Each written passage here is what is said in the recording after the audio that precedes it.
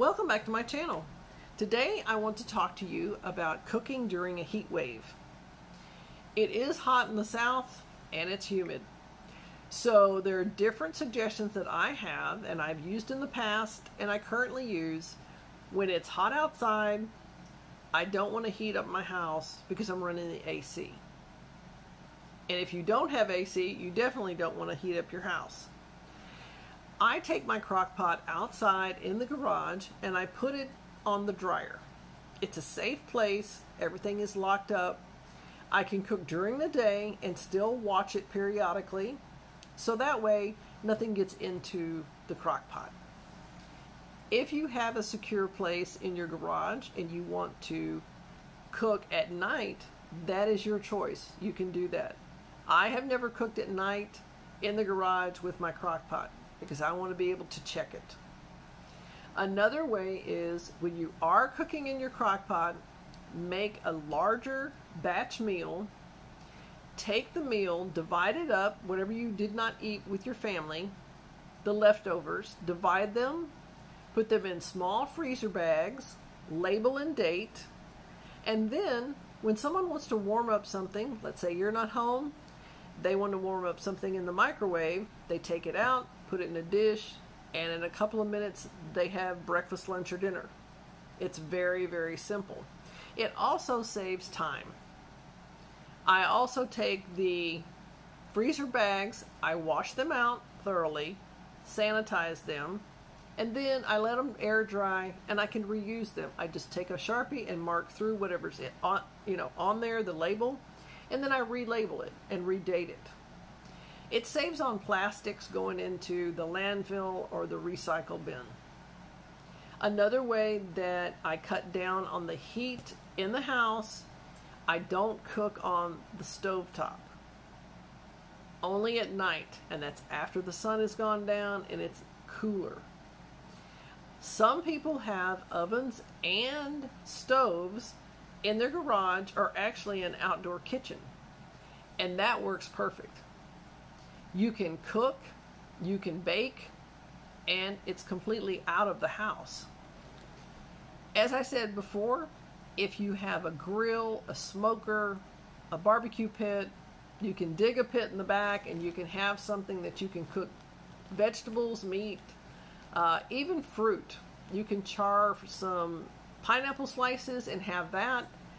Cook in batches, cook in large quantities. And then that way you just heat and eat and everybody is great. For the sides, you can do the very same thing. Portion it out when you open a can of corn. So you have a meal in a container that looks like a TV dinner. You can use glass. I did that when I had children in college. I would make their meals. It's a Pyrex dish. It's for one meal. I could either refrigerate it or freeze it. They could pull out what they wanted, warm it up, and they could pick and choose what they wanted for dinner that night or lunch during the day. You can also do breakfasts this way. You can have fresh fruit in there. Another way that I cut down on cooking during a heat wave is I make cold meals. Potato salad, macaroni salad, and they can have meat in there if you'd want, and cheeses. I have lettuce, different salads that I can put together with cold cuts. I also have frozen smoothies. I make up a huge batch of smoothies and then I put them in containers and they can be put in a blender to mix, or they can be in individual containers and just put them in the refrigerator for a couple of hours and let them soften up a little bit. Or you can eat it like a yogurt pop, like a smoothie pop, in the morning or anytime. It's always nice to have something cold when it's really hot outside. These are some of the tips that I have used to cook and have meals and eat during a heat wave. It's very important to stay cool, keep the heat out of your house, just in case we might have rolling brownouts, blackouts, power shortages, whatever might happen. You need to be able to cook outside or cook in an alternative way and still have a nice meal. You can have shelf-stable meals that you would just add hot water to, mix them up, and you have a meal, like a freeze-dried meal. That is your choice. Well, I appreciate you stopping by for these helpful hints. Eating and heating and cooking in a heat wave. It's here, it's coming, it's only June, and we have all the way through August, sometimes September, where it's going to stick around.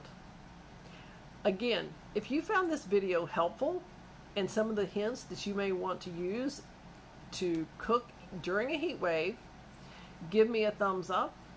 Also, I would ask you to go ahead and share this with your family and friends, because they may want to have some of these hints to cut down on their energy bills in their home by not producing so much heat when they're cooking during the heat wave.